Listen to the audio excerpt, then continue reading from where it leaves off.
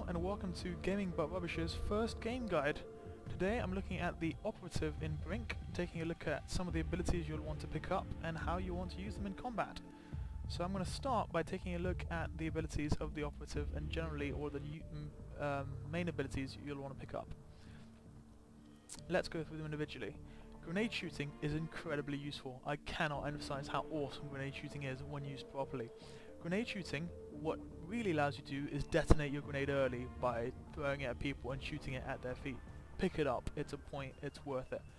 Battle harden and supply max increase, honestly you should be picking up these, you shouldn't be picking these up automatically as you go along. It's free health and free supplies, get it.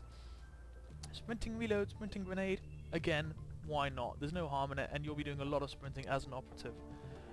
Combat intuition, I haven't really seen them point in it, if I'm entirely honest. If the enemy's aiming at you, chances are he's going to be shooting you soon, so you're going to know he's there anyway. I don't really understand it. Sense of perspective, again, useful, but not essential. I don't really see the point in wasting a point on it. Supply rate increase, again, if you've got the points, why not? Silent running is one of the abilities which is based around the radar. The radar, for now, is incredibly underused by most Brink players, but that is only a matter of time until most good players start using it. So I advise, get it and get it now. There is no harm in being invisible. Invisible is always a good thing. I haven't got it yet, but I'm definitely picking it up soon. Now, one point I want to pick up actually is the upgrade, where is it? Command post upgrade under the engineer section. Now a lot of people don't pick up on this, but this is incredibly useful for an operative because you can change class when you get to a command post. So when you have firewall command post, which is here, you can get to a command post, firewall it, which means it's harder to unlock, and then change to an engineer, upgrade it, and then change back. I'm not sure whether it lasts, but I've heard a lot of people on the forums talking about this.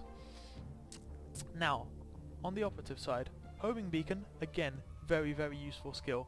Homing beacon you can use while disguised. I will demonstrate this when I go through the gameplay. But homing beacon, you can use it while disguised to plant beacons on your enemies. It will give you 50 XP a pop, it's free, and you can pretty much sit at the back of the enemy lines and rake in the XP and help your teammates. Good news all around. Comms hack, again, is a radar reliant ability. So for the time being, you're going to find most people have no idea what they're doing, don't notice red dots on their radar, and generally are a bit clueless. But in a couple of months, when people start recognizing what they're doing, or if you're playing with a team that's half competent, it is definitely worth picking up. I've picked it up because also it's free experience. You use it, you'll get XP, so frankly, why not? Pick it up.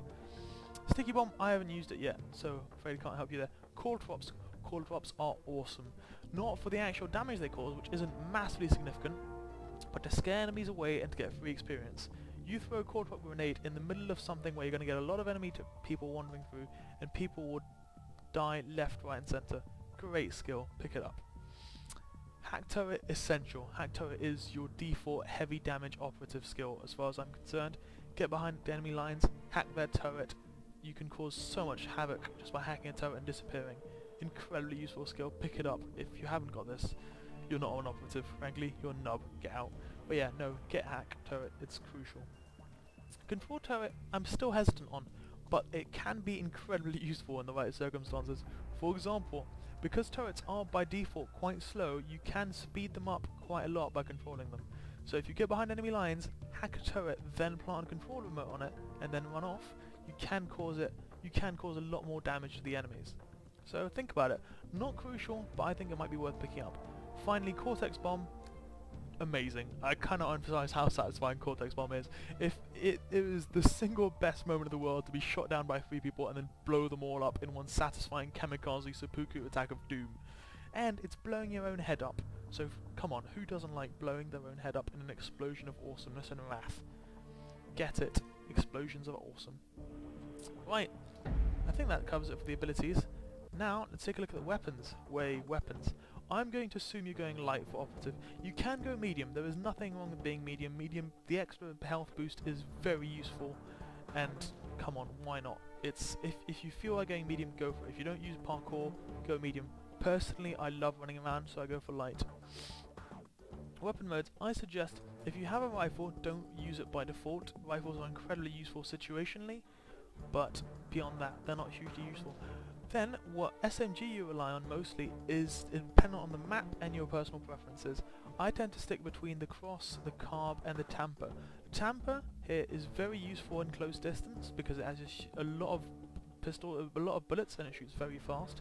At long range it is a lot more useless. The cross is my default because frankly I find it's good, it's accurate, I can't hurt it. I do swap to the car from time to time when I'm bored, so hey, if you want to, go for it.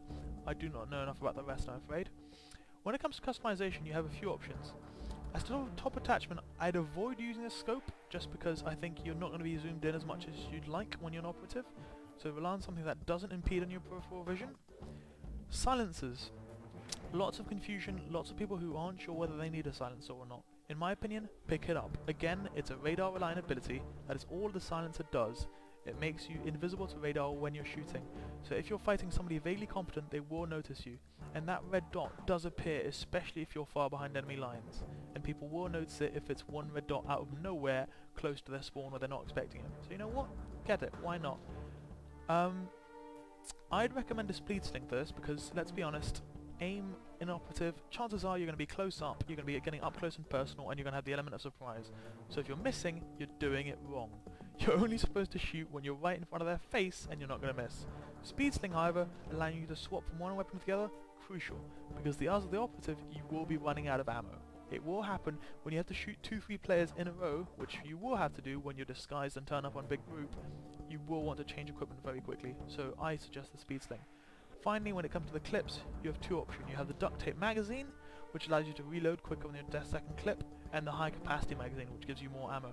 I suspect, on average, this leads to the same amount of damage, so really pick whatever satisfies you. I haven't picked the drum magazine yet, so I don't know. I will give it a shot, but frankly, I'm not sure it's worth the loss, but it might be worthwhile. Let me know if you've got an opinion on that. Then, secondary-wise, largely they're all the same. I'm a big fan of the pistols and not the SMGs because they can be used as sniper rifles in the right time. Again, stick a pistol, stick a massive scope on it, especially the revolvers. They can be incredibly accurate and incredibly high damage, and you will be able to take out snipers left, right and centre. They are in fact sometimes better than the rifles. So you know what? Why not? Pick it up. It can't hurt. You won't be using the scope. When you do, it's the most satisfying thing in the world to pop out some nubstick with a sniper rifle with your revolver. I think that's about it for the character customization options. I will now join a game and we can look at some actual gameplay techniques. I will talk to you soon. Thanks.